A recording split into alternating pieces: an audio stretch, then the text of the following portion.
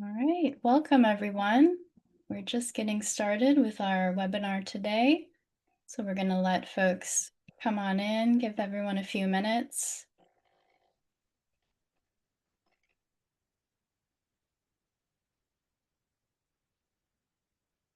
All right, people are joining quick. Welcome to our Project Coyote webinar today. While everyone is entering the webinar and getting settled, we do have a question we would love for you to answer in our chat.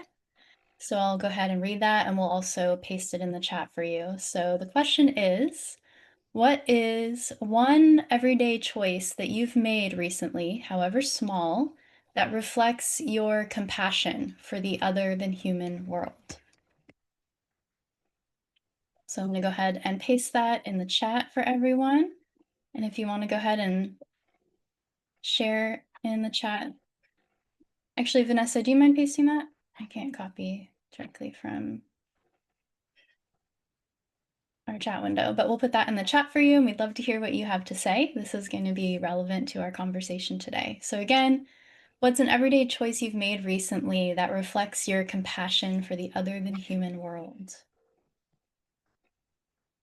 Yay, thank you folks for answering. Oh my gosh, wonderful.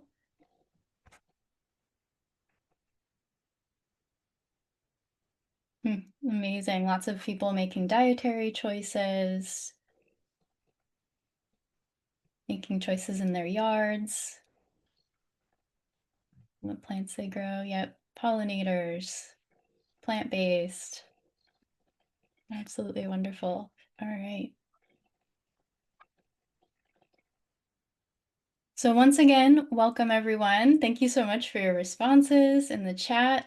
We'll have some more chances for you to participate there as well.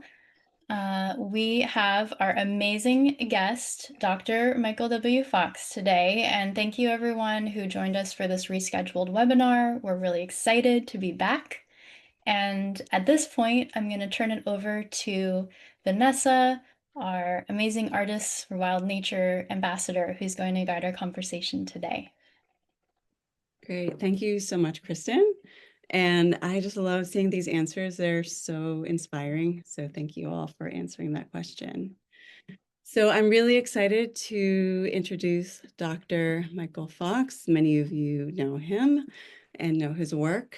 I'll quickly read his bio, a short bio, just in case you're unfamiliar with his work. So Dr. Michael W. Fox is a well-known veterinarian, former vice president of the Humane Society of the United States, former vice president of the Humane Society International, and the author of an incredible amount of books, more than 40 books, on animal care and behavior and bioethics.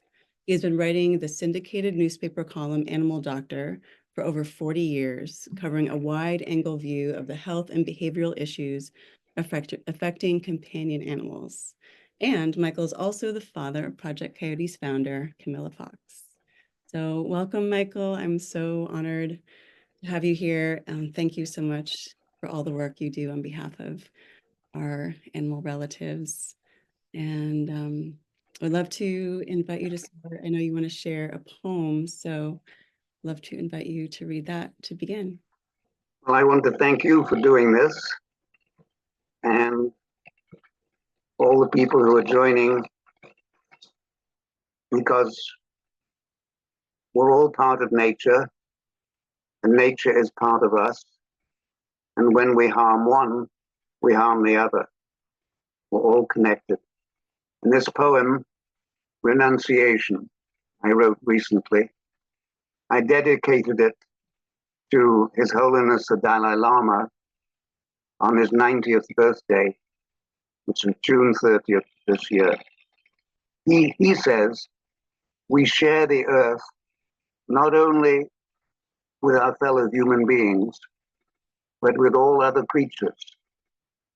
Because we share this planet, we have to learn to live in harmony and peace with each other and with nature. This is not just a dream, but a necessity. And now my poem, Renunciation. Where have all the insects gone? So few the singing birds, dragonfly, and butterfly so rare. Many of us see and care too late. Their fate we all will share unless we heal, restore the wild and every child of all our earthly relations. Not just our own invasive consumptive kind, half blind, destroying nature's creation. Before redemption, renunciation of inhumanity, recovering empathic sanity, to live the golden rule, harmony, and peaceful coexistence. And I love how Project Coyote emphasizes peaceful coexistence, an essential part of humane education and environmental wisdom. Beautiful. Thank you so much for that reading. And I want to begin with a question about your new book, One Health. And you show beautifully on your cover just how everything is really under one umbrella. Our health is completely inextricably connected with the health of Earth, our animal relatives. And I just love for you to talk a little bit about that. You know, you really speak to an interconnected health, you know, animal, companion animal care, food systems, our relationship with land and water and local ecosystems. So how do all of these aspects of life connect under your view of One Health? It's a whole different way of thinking for the medical and veterinary and all healthcare professionals and consumers, that all things are interconnected under this umbrella of One Health. A healthy environment, healthy domestic and wild animal populations, a healthy human population. And we have many challenges to face to bring about this essential balance. And we can all do something within our lives. For example, and we can show the illustration of my rewilded front yard. If you can put that image up, showing my wild garden. And there's my rescued dog, Kota. This used to be a lawn, and I rewilded it with indigenous flowers, herbs, and bushes. And the butterflies and the bees are buzzing all around. In this suburban landscape, we have lawns, and people applying fertilizers that run off and pollute the streams, and this terrible Bayer Monsanto herbicide weed killer called glyphosate. And people can visit my website, drfox1health.com, to learn about glyphosate, which has multiple environmental and health effects. The runoff into freshwater systems makes toxic algae bloom, and it's absolutely insane. And Bayer is now paying out billions of dollars for people who've got non-Hodgkin's lymphoma because of exposure to this herbicide. And crops are being sprayed with it. There are higher levels in high cereal content cat and dog foods. And it's a major issue health-wise. It can disrupt the bacteria in our guts. It affects our immune system, and the same for our dogs and cats. So we've got to change, rewild wherever you can. And the same for corporations with large landscapes, rewild some of it. And President Trump in his golf courses, part of all golf courses should be rewilded at least, and no chemicals should be used.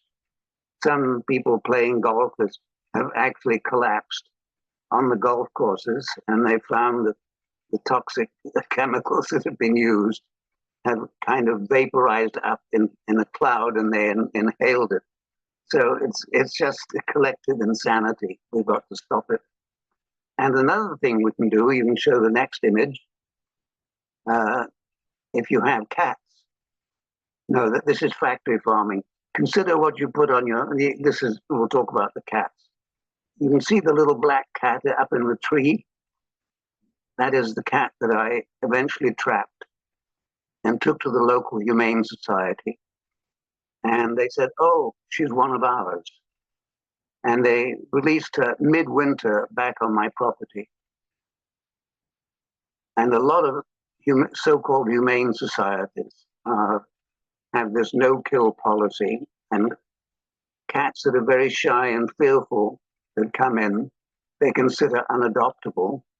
They vaccinate them for an annual rabies shot, neuter them, and put them back into our communities, which is insane because they are a highly invasive species, killing songbirds and small mammals and competing and spreading disease to foxes and other wild carnivores. So keep your cats indoors, or if you have the time, build a catio. This is a friend in England who has a little access port to an outdoor enclosure, popularly called catios, so the cats can go outside and enjoy life and go back in whenever they want.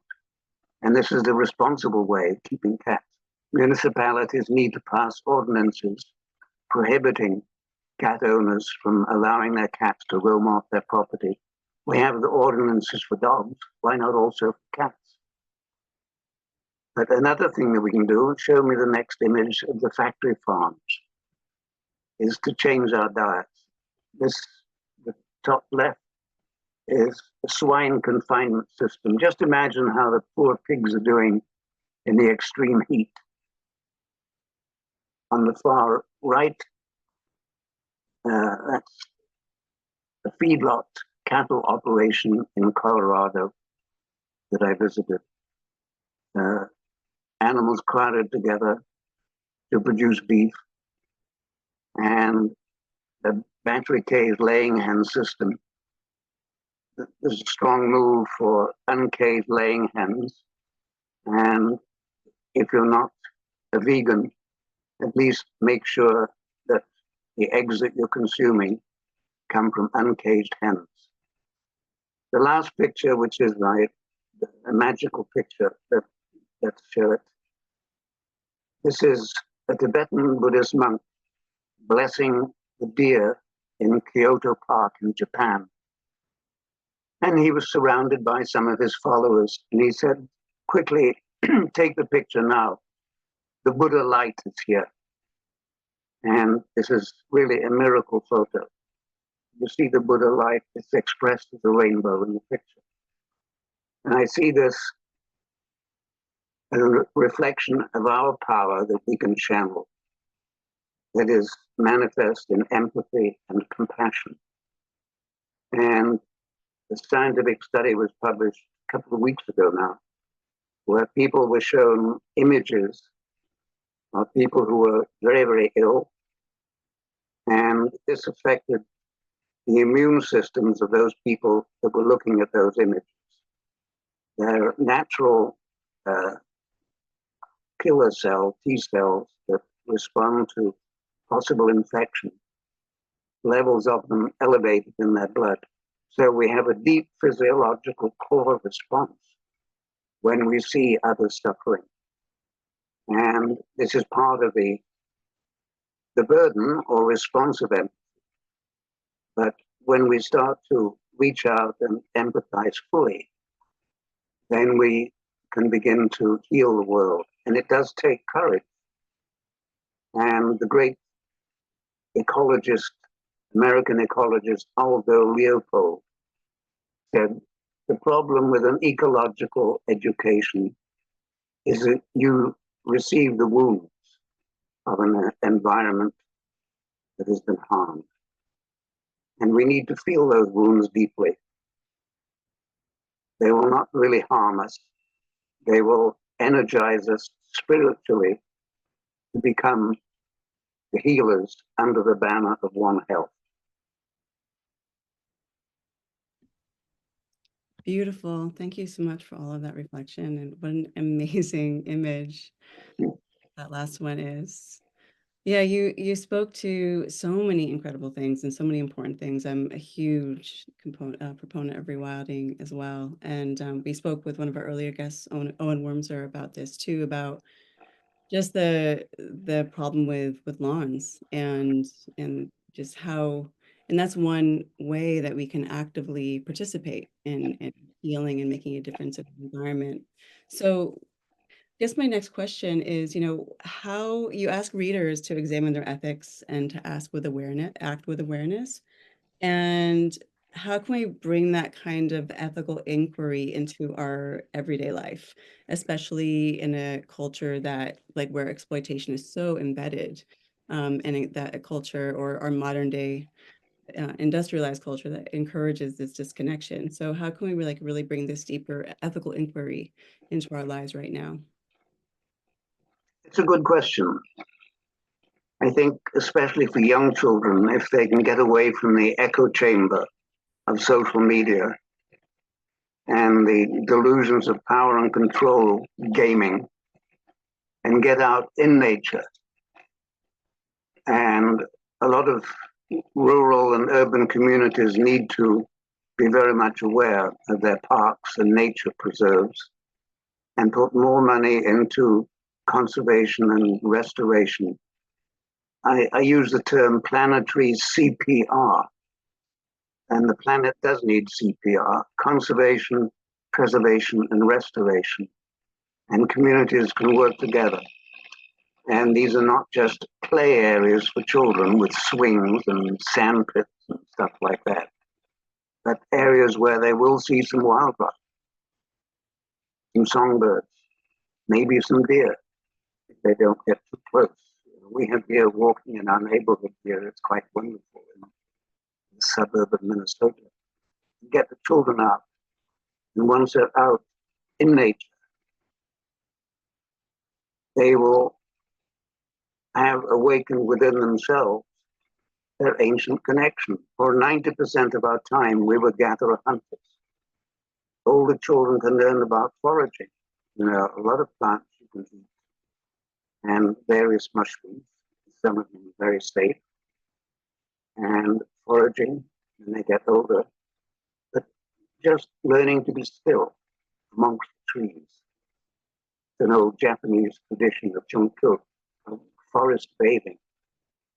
And when you really relax and let go, and children need to be taught how to be silent, then the power of the natural world will come to them. It's called the noumenon. It's the numinous quality.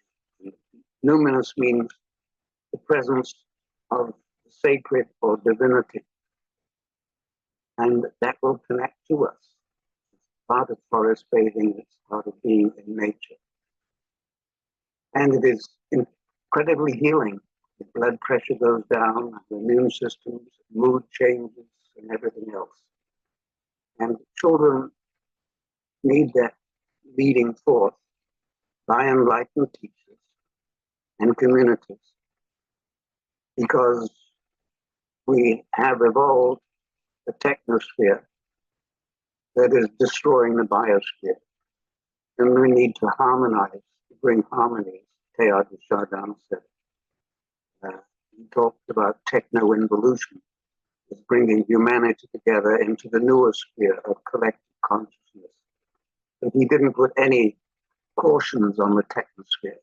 And others are now putting cautious constraints on the technosphere. Right now, the technosphere, we're developing data centers for artificial intelligence and cryptocurrency. One Bitcoin transaction will take enough energy to fuel the average home for 40 days.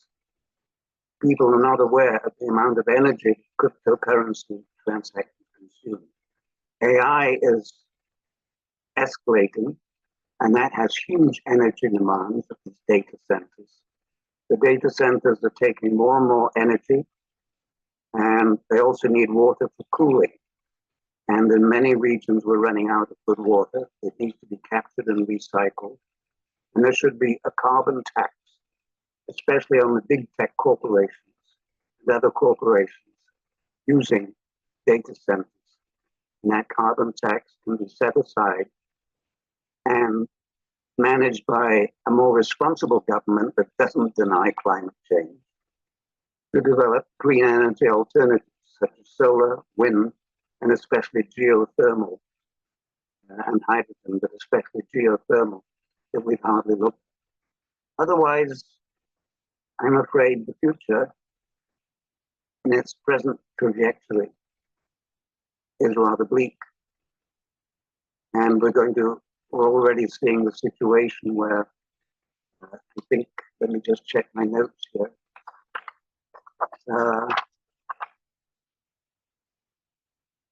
I'll read from this essay and I'll read parts of it later.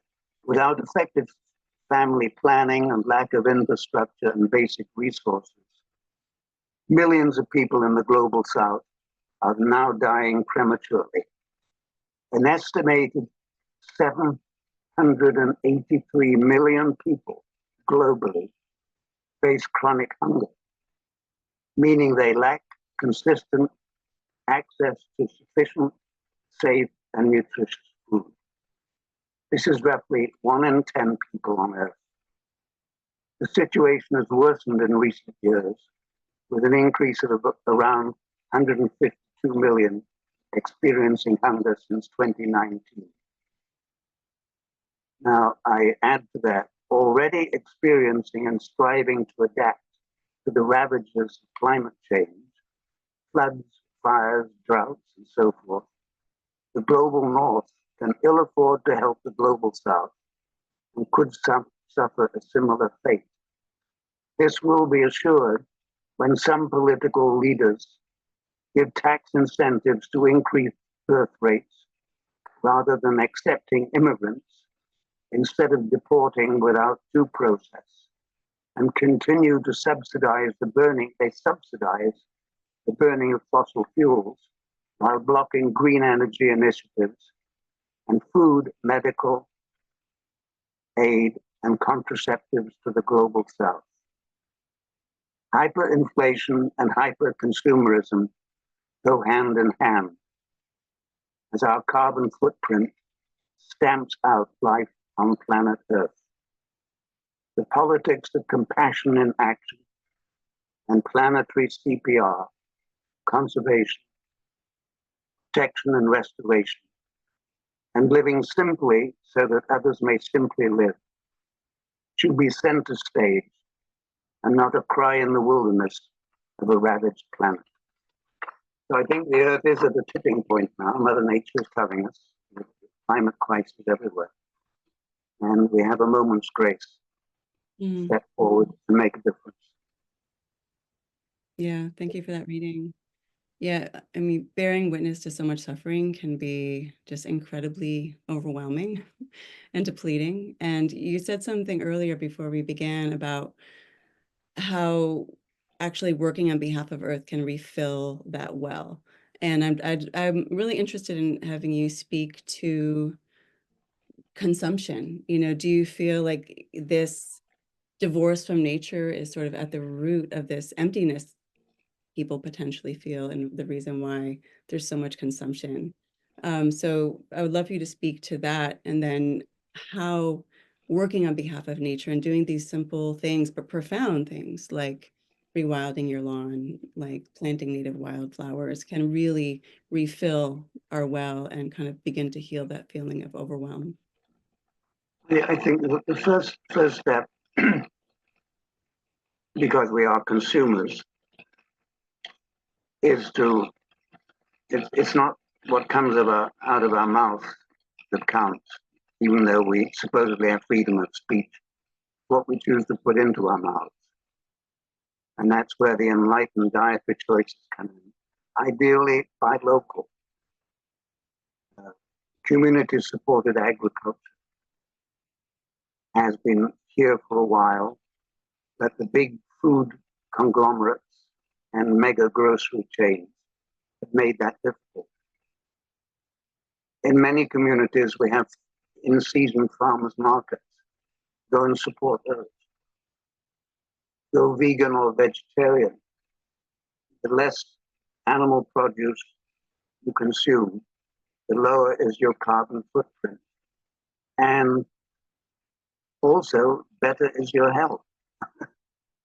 And, you know, the reams of documentation showing that meat-based diets are associated with breast, colorectal, and prostate cancer, especially when the meat has been barbecued and you have the Maillard reaction producing carcinogens.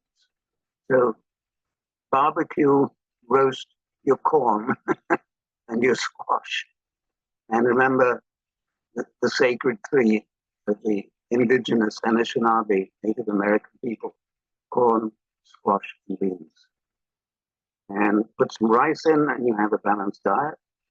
And you can go out and dance and ideally enjoy the sunlight and the starlight.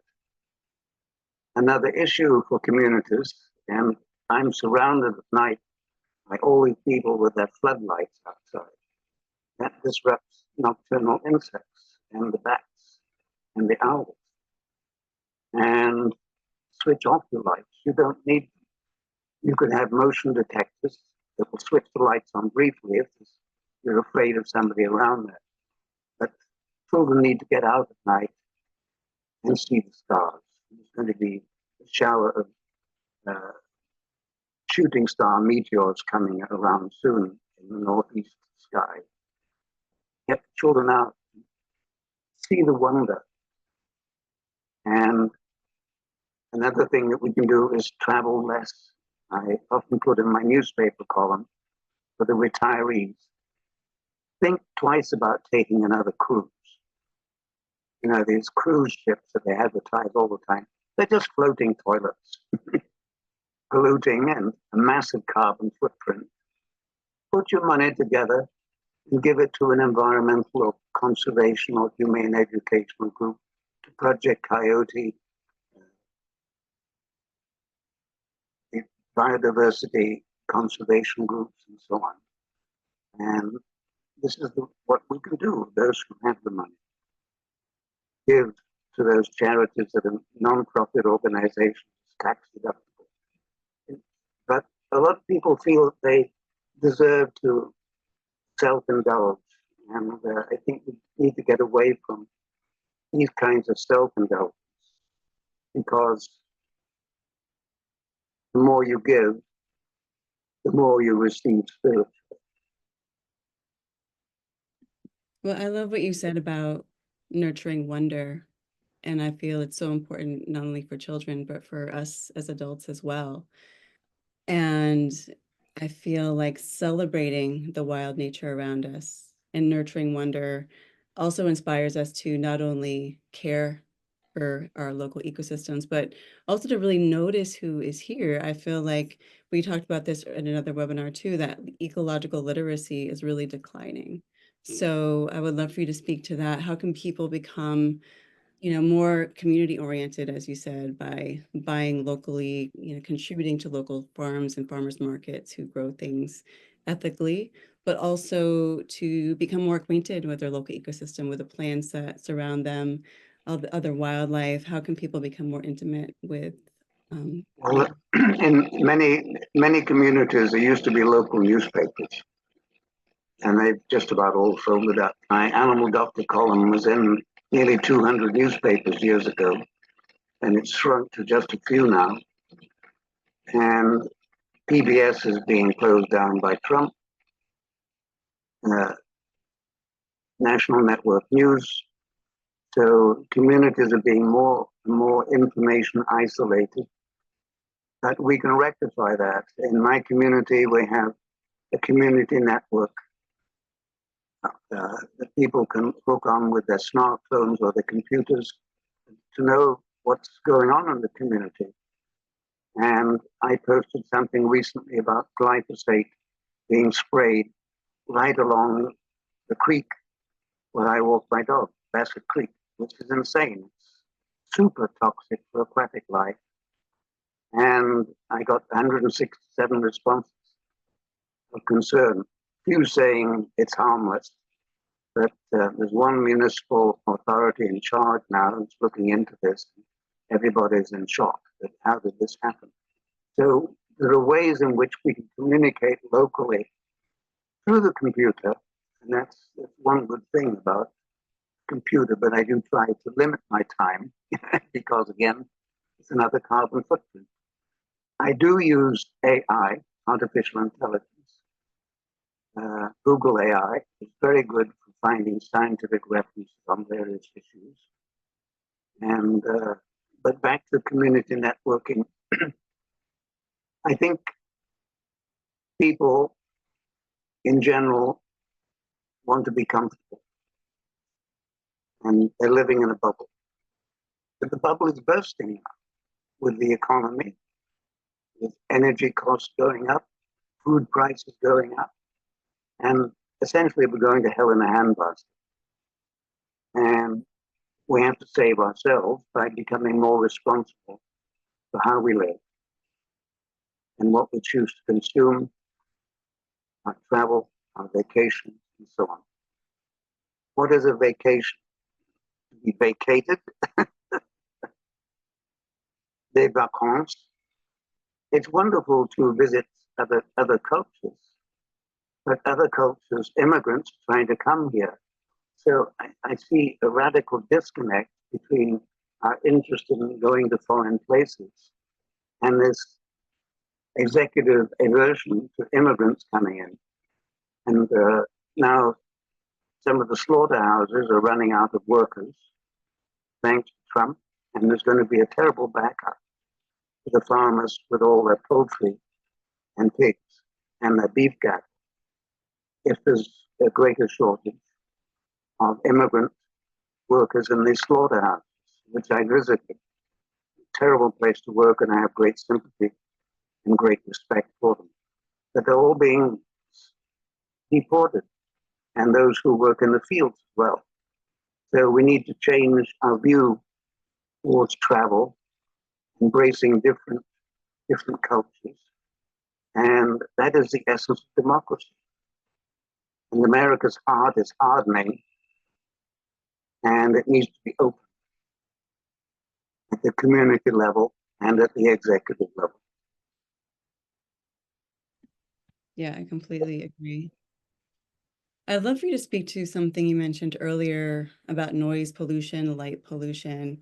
I think it's so interesting how there's so much of this desire to quote unquote tame nature with leaf blowers and lawnmowers and all of this machinery that not only is, causing all of this noise and light pollution, but takes a lot of time and energy and money, right? When we could potentially rewild our lawns and enjoy nature, really kind of be in that space of wonder and have more time. A lot of people say they don't have enough time for these things. So how can people move beyond this social conditioning to tame nature or for their lawn or yard to look a certain way and maybe put down some of these machines, put down some of these leaf blowers, some of these gas-powered lawnmowers? What can shift ethically? I'm not sure how we can start the revolution. I have an essay on my website, Lawns Be Gone. A lot of neighbors have pride in having a perfect lawn. I remember a few years ago seeing this old man. He was digging with a trowel and then spraying. And I said, "What are you doing?" He said, "I'm getting rid of the dandelions." And he was spraying Roundup. And the ironic connection, I said, the Canadian study where this fellow had non-Hodgkin's lymphoma, and they gave him extract root of the dandelion, and it cured his lymphatic cancer. I said, "You're destroying with a chemical that can cause cancer, a plant that could cure you." He just looked at me and his mouth dropped. But, the truth hurts. And we are at a stage, where a man is as good as his word. But that's no longer true. Coming from the executive top down, We have Orwellian newspeak and doublethink. War is peace, injustice is just. And this is, George Orwell's prophetic English critic from way back. And he foresaw what is now very much in place, an Orwellian realm, where the truth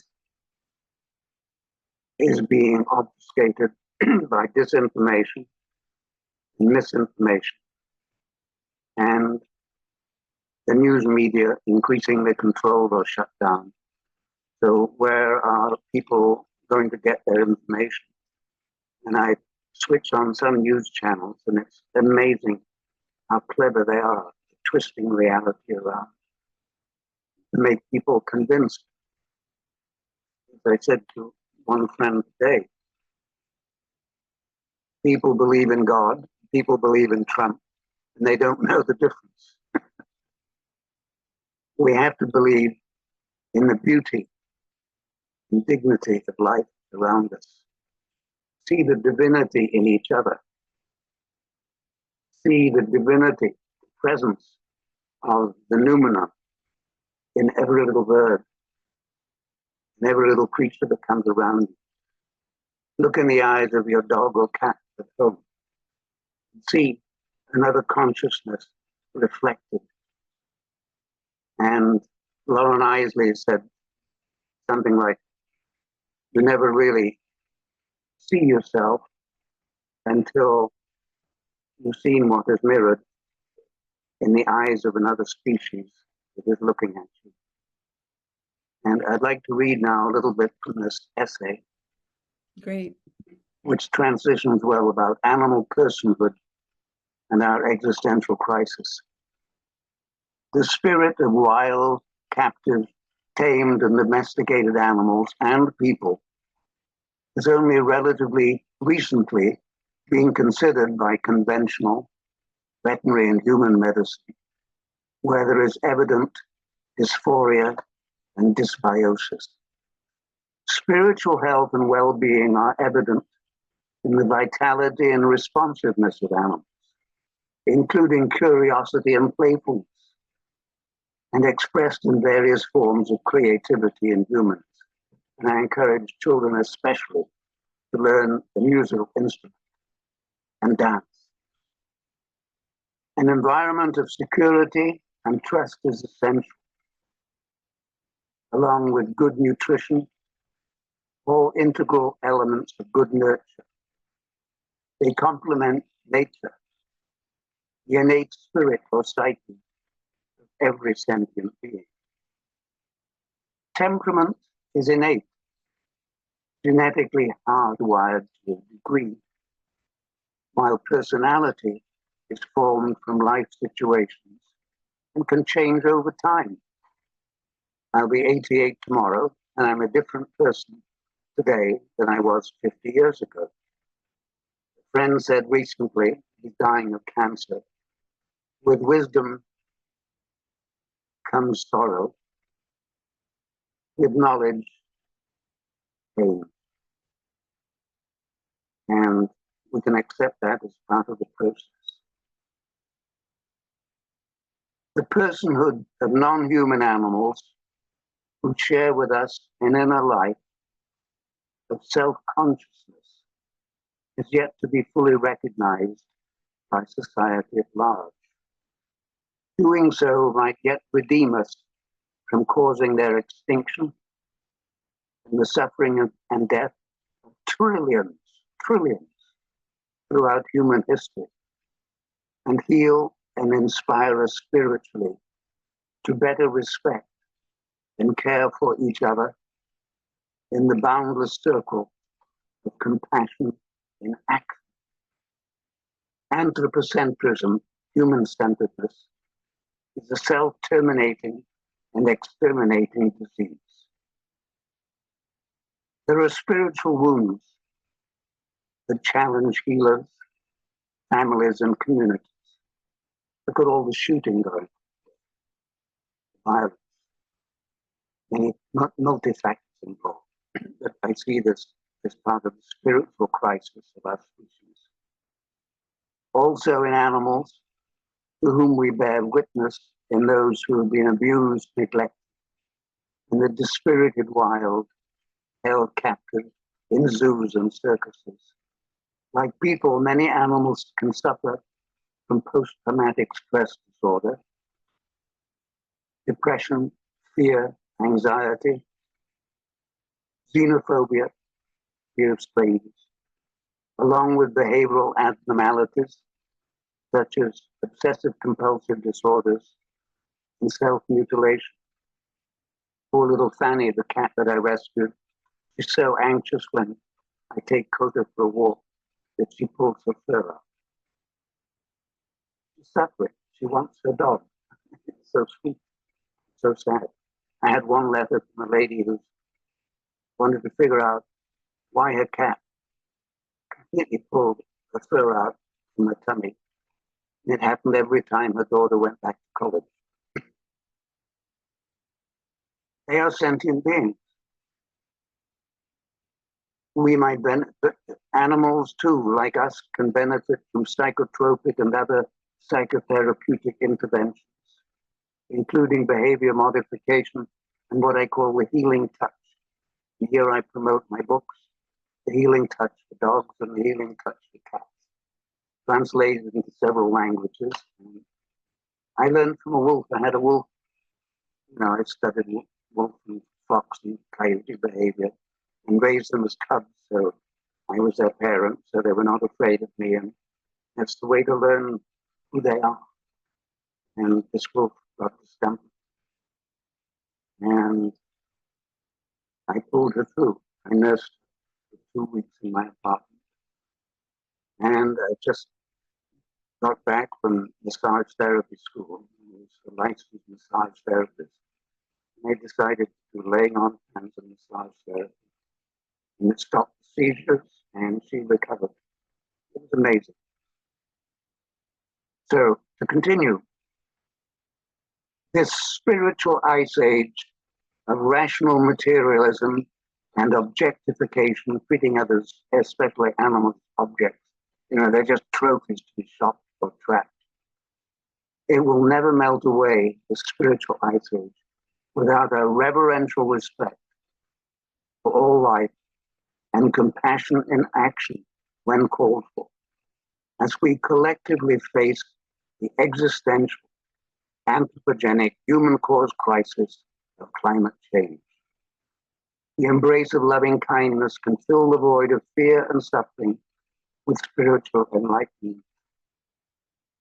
In a way, an inverse way of thinking, we can thank the technocrats and those who just want to be rich for awakening us to the reality that this is the wrong path. In the Hopi prophecy, they talk about taking the pollen path. It's the way of harmony and peace. Confucius said, it is the way of Tao, the way of harmony. Ecologically, our destruction of nature is the theological equivalent of our separation from God. German mystic and philosopher Meister Eckhart said every creature is full of God, and there's a book about God.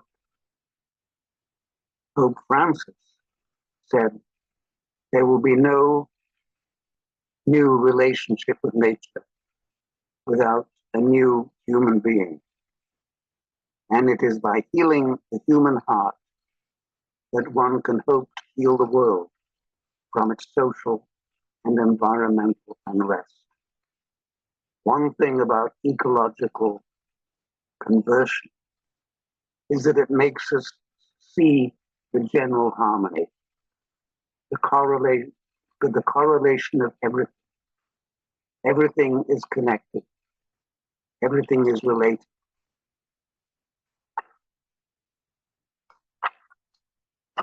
The new human being is evolving.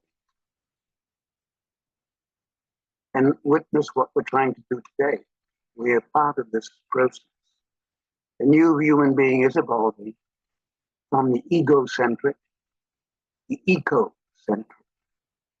As we face the probabilities and realities of extinction and develop a new language that speaks to nature and all sentient beings from the empathic core of reverential respect and understanding, with more wisdom, more sorrow, more grief with more knowledge, with passion for justice and compassionate action, and lead the way.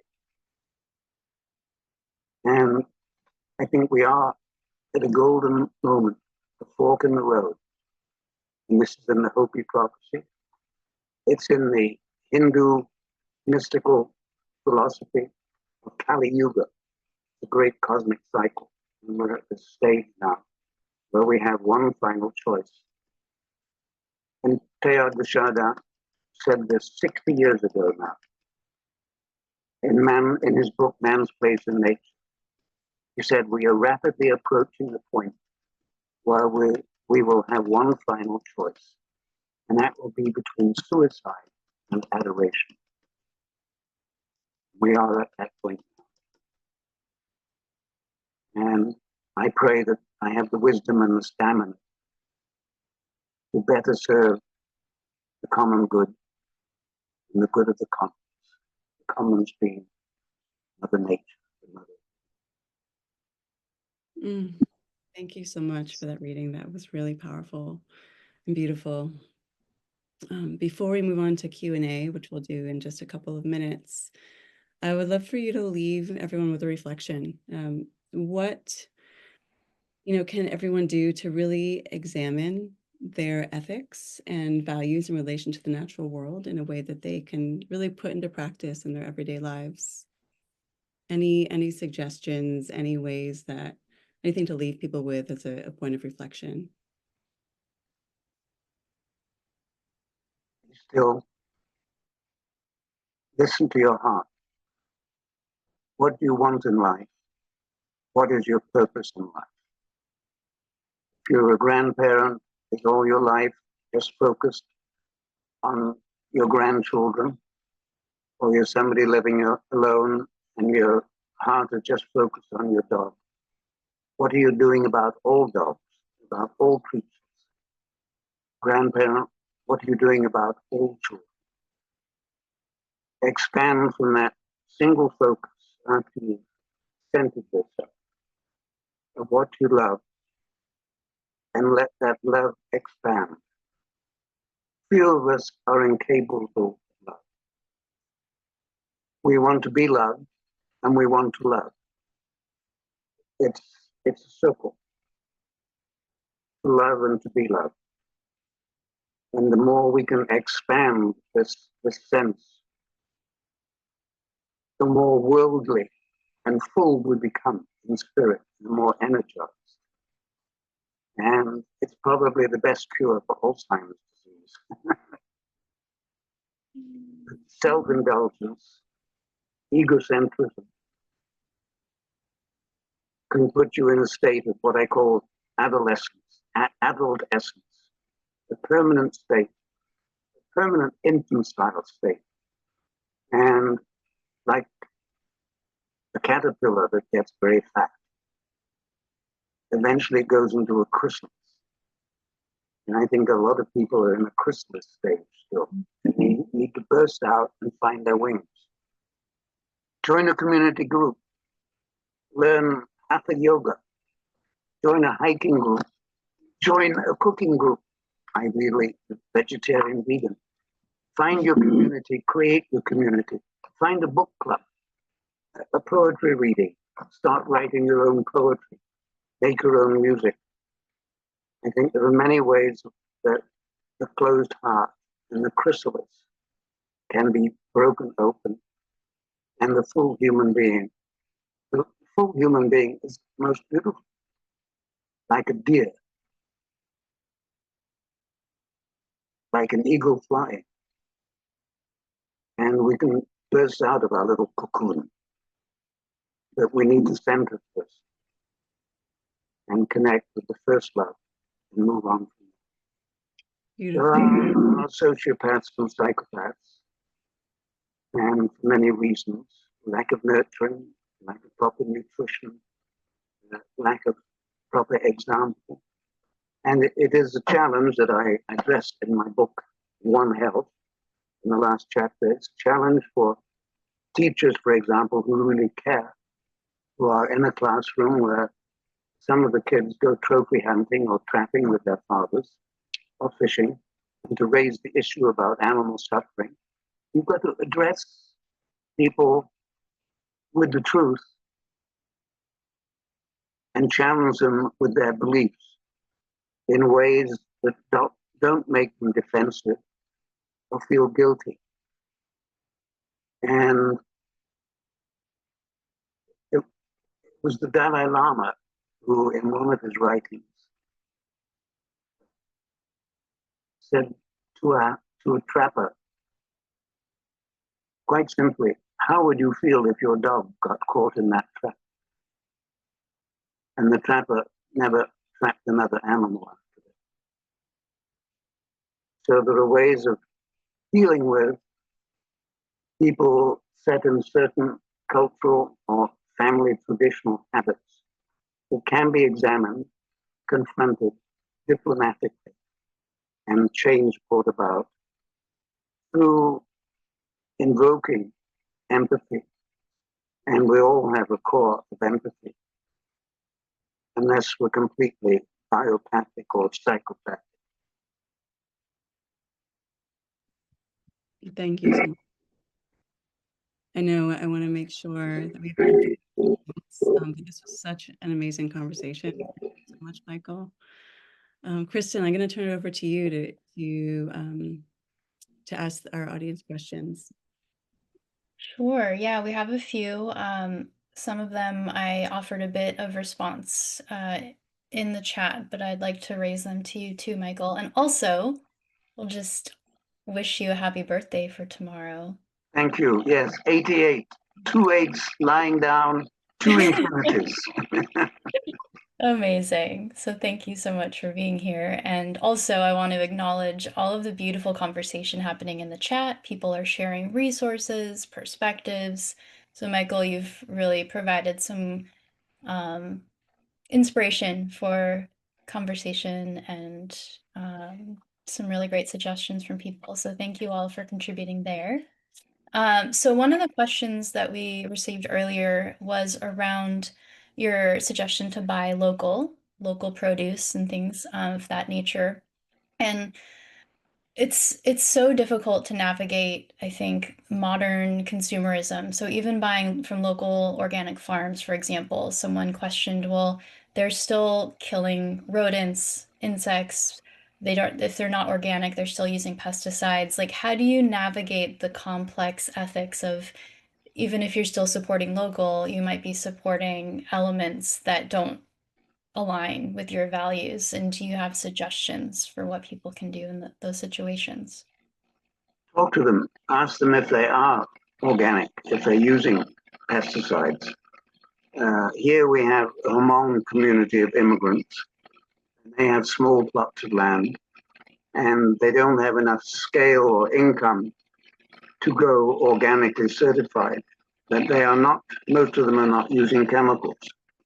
When you dig into the soil to plant something, you are going to chop up earthworms. So if you want to be an absolute no-kill person, you should just be eating fruits and nuts and trees. And that's not exactly practical, is it? That is the Jain approach, the extreme Jain monks, or becoming a nut fruitarian. And it's not the best way to go physiologically, because we are biologically omnivores, like pigs, but we don't need to eat animals. So we can go to a diverse variety of foods of plant origin. And of course, in the farmer's market, you're not going to find almond milk or coconut milk and so on. And some of those are now available in the bigger stores, and that's an alternative to dairy products. And it's a gentler way to go, even though they're using some pesticides on the coconuts. They're not all like organically certified, but some vegans say you shouldn't eat honey. I do eat honey because I want to support the beekeepers. And the bees are very much endangered now, not only by neonicotinoids that are used all over the place, but also by electropollution from 5G telecommunications. It disrupts their orientation and hive behavior. You put a cell phone by a beehive, and they start attacking each other in a short while. So they're severely affected. So the beekeepers need to be supported. And then there's debate about putting insects into pet foods and human foods. And that is a more sustainable source of protein for a hungry human population. We could possibly provide enough food from vegetarian, vegan sources for a smaller human population. But for a larger human population, we need certain fatty acids, essential fatty acids, and proteins that insect larvae can provide, like the black fly. And that, at least in pet foods for obligate carnivores like cats, would be a humane alternative to putting parts of cows and chickens in their food feed, and fish, of course, where we're overstocked. So that's a roundabout answer. Yeah, well, I think as you say, it's complex, and it sounds like, what we can do is try to minimize harm to the best of our ability. Minimize harm and minimize our carbon footprint. Yes. Yeah. Yeah, that makes sense. And I think a lot of questions we've received kind of are pointing to different elements of this minimizing harm, and also shifting our focus from humans to more than human landscape. And because we only have a couple minutes left, we won't get to all of the questions. We'll do our best to answer those in our follow-up email, but I think that Linda provided a really great kind of summary question I'll provide you. I just want to close with a quick final note. Okay. That there are grounds for great optimism when you learn about all these individuals and organizations around the world who are dedicating themselves to protecting wildlife rehabilitation and recovery, and restoring wildlands. There are hundreds of thousands of people in many countries doing this work now, and it gives me a bright light of hope. That's beautiful. I think that was a great response to your question, which was, how do we choose adoration over the suicide? So I think there's always this realm of hope. And I wrote to someone who also had a question that here at Project Coyote, we see grassroots efforts on up every day that are making a difference. And that's what keeps us inspired and motivated. So that's critical. Keep beating the drum. It's 1 minute till the end of the hour, so I want to be conscious of that. Vanessa, I didn't know if you had any other wrap-up questions or statements, or Michael as well. And again, we will share the recording of this in a follow-up email, and we'll try to respond to any unanswered questions. So thank you all so much for being here, and I'll just give you all the final word. Well, I just want to thank you, Michael. This was an incredible conversation and so much food for thought. So I won't ask another question since we're pretty much out of time, but I also love what the listener, I think it was Linda, said about acting from a place of love and devotion. And I think that makes a big difference instead of acting from a place of fear. So, and I love what you shared about, compassion and action. So anything else you want to speak to in relation to that? And then I think we're just so much to think about. So thank you. We have the power to bring heaven down where earth abides. And that's our connection with luminous with divine presence. We are evolving, I believe, to become angelic beings, like the birds that fly around us, and the bats that come over me at night. And every creature that I see is a blessing. Thank you. Thank you so much for being here with us today, Michael, and sharing your wisdom. We receive constant thank yous in the chat. Thank you. Let me just show you my dog. Yes, perfect. Perfect way to close. Also, thank you to Vanessa for being our amazing host, as always, and bringing your thoughtful questions. Oh, sweetie. And our puppy. Bye-bye. Sorry. So sweet. Aw. Well, thank you, ladies. I will sign off now. Yeah, a pleasure. Well, thank you all so much. We look forward to seeing you in our future webinars, and look out for our follow-up email. And happy birthday, Michael. Thank you. Bye-bye. Bye. Take care.